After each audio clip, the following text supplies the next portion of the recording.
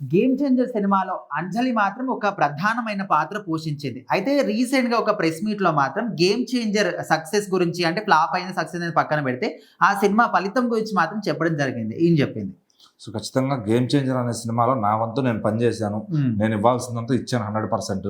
So నా acting గురించి మాత్రం ప్రతి ఒక్కళ్ళు చాలా బాగా మాట్లాడుతున్నారు. ఎందుకంటే మూవీ రిజల్ట్ ఎందువల్ల అది అలా బెడిసి కొట్టింది అనేది చెప్పడానికి ఈ ఈ వేదిక సరిపోదు. నేను ఖచ్చితంగా దాని గురించి ఏదైనా స్పెషల్ 'గేమ్ చేంజర్' ఈవెంట్ జరిగినప్పుడు దానిలో ఫ్లాస్ ఎందుకు వచ్చినాయి అనేది నేను ఖచ్చితంగా చెప్తాను. సో అందులో నా తప్పు ఏమి లేదు. నేను చేసిన క్యారెక్టర్ మాత్రం 100కి 150 మార్కులు పడ్డాయి. సో నన్ను కలిసిన ప్రతి ఒక్కళ్ళు కూడా చాలా మంచి సినిమా చేసావమ్మా అని చెప్పారు. సినిమా బ్లాక్ బస్టర్ సినిమా చేసావంటానికి నువ్వు మంచి సినిమా చేసావమ్మా అనేది చాలా తేడా ఉంది. సో ప్రతి ఒక్కరు కూడా మంచి సినిమా చేశానని, మంచి క్యారెక్టర్ చేశానని నన్ను మెచ్చుకుంటున్నారు.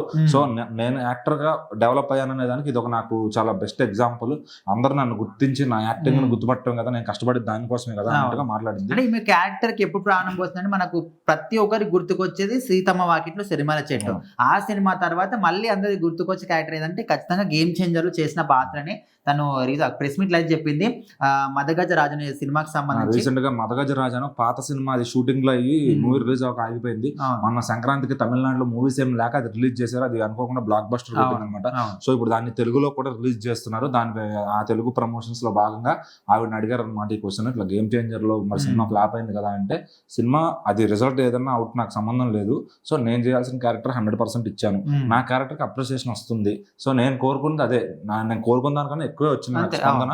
సో ఇంకంతకన్నా యాక్టర్ గా నాకు ఏం కావాలి? సో రిజల్ట్ అది ఎందుకు ఫ్లాప్ అయింది అనేది అది అందరికీ తెలుసు. సో దాని గురించి ఇప్పుడు ఇక్కడ మాట్లాడితే కరెక్ట్ గా అది ఈ వేదిక మీద నేను దాని టైం వచ్చినప్పుడు దాన్ని నేను వివరిస్తాను. మీకు కావాలంటే అడిగిన ఎవరైతే రిపోర్టర్ ఉన్నారో వాళ్ళకి సపరేట్ ఇంటర్వ్యూ కూడా ఇస్తాను దాని గురించి అని చెప్పారు అనమాట.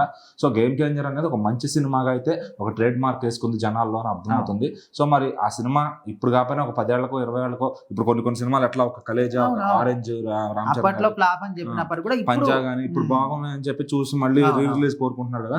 సో ఈ 'గేమ్ చేంజర్' అనేది కూడా ఎప్పుడో ఒక ఫ్యూచర్ లో బతకచ్చేమో. సో మంచి సినిమా ఎప్పటికైనా మంచి సినిమానే. సో అది కొంతమంది రివ్యూస్ వల్ల అట్లా పోయింది అనుకోవచ్చు. సో మరి చూద్దాం అది ఏది 'గేమ్ చేంజర్' అనేది జనాలు ఇంకా ఓటీటీలో వచ్చినాక ఇంకెలా స్పందిస్తారు, దానికి ఎలాంటి రివ్యూస్ వస్తాయి.